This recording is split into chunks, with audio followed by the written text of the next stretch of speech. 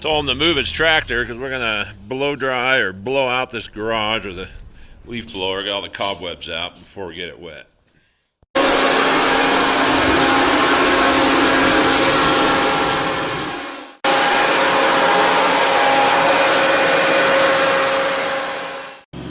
So it's a dry climate, dry day, kind of windy. So I do these in segments. This garage has their segmented in 4. So I did that section first, then this one. Now I'm going to do these 2 last. Now that I got the hang of this floor and what it needs. Basically, I'm putting down Interlink's Peroxy Bright, high pH, oxygen charge, concrete cleaner. Hit it with a Nyla grit on the 175. Well, first mop it around, hit it with a Nyla grit, and scrub the heck out of it. Do a lot of healing on the grease spots and paint and junk. And then you can see the West Pack hard surface one. I get under furniture, and I'm cleaning at 1200 psi on this. And then I use the turbo spinner that you see over there to get the rest of it.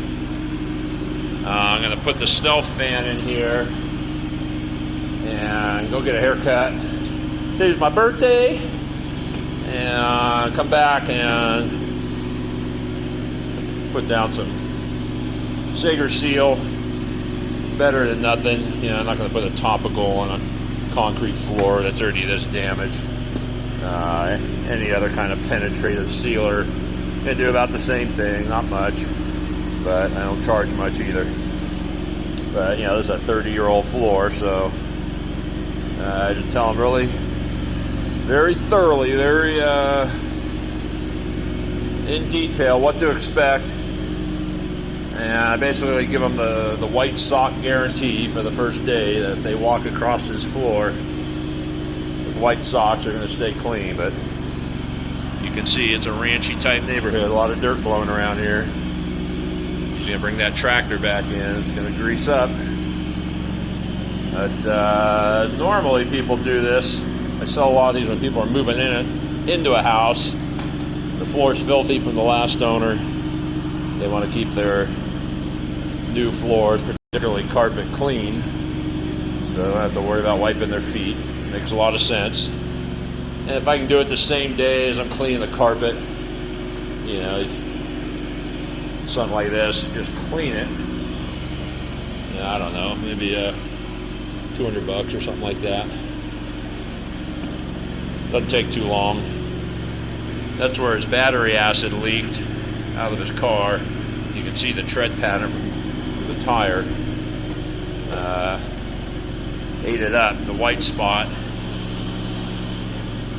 it's all corroded, dissolved basically. So really no other way. Don't bother scrubbing with a CRB. That's not going to do anything. You need some weight. So Cymex or a 175 is the way to go. Let me get this thing spinning and I'll show you what that looks like. Alright, got any experience with a 175? You can run it with one hand, actually just 2 fingers once you learn the balancing point. But I'll just sit on it, go nice and slow. Let those grit impregnated bristles just scrub the bejesus out of it. The owner was in here earlier watching. Told me stories of his Navy days of swabbing the decks, or whatever they called it. Just scrubbing for the sake of it. Hit that acid spot. Nothing much is going to change there. That stuff sat there for some time.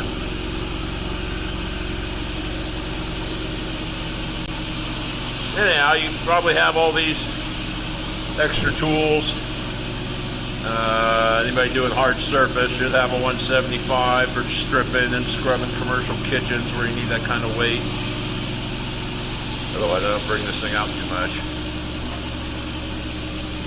Carry my OP machine and my CRB for scrubbing carpets.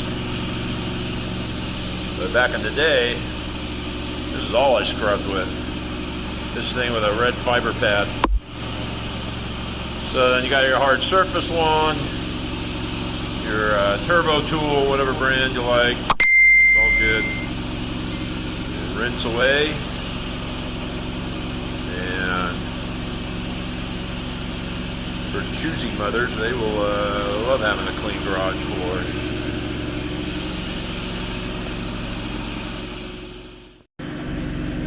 Keep a chisel nearby for scraping, tar, paint, whatever the nyla grit won't bust off. Give it that finished touch. All right, all done. Clean and dry. Uh-oh, paint chunk came out of somewhere. Anyhow, that's from the install. That's not from me. Those are trowel marks, but that's as clean as a 30-year-old garage floor gets. Plenty of stains, but white sock clean for the interim. Boy, the old Stealth fan dried this thing in no time in this dry climate. Now we're going to spray on the Sagers with the multi and the flat mop. 2 coats, and off I go.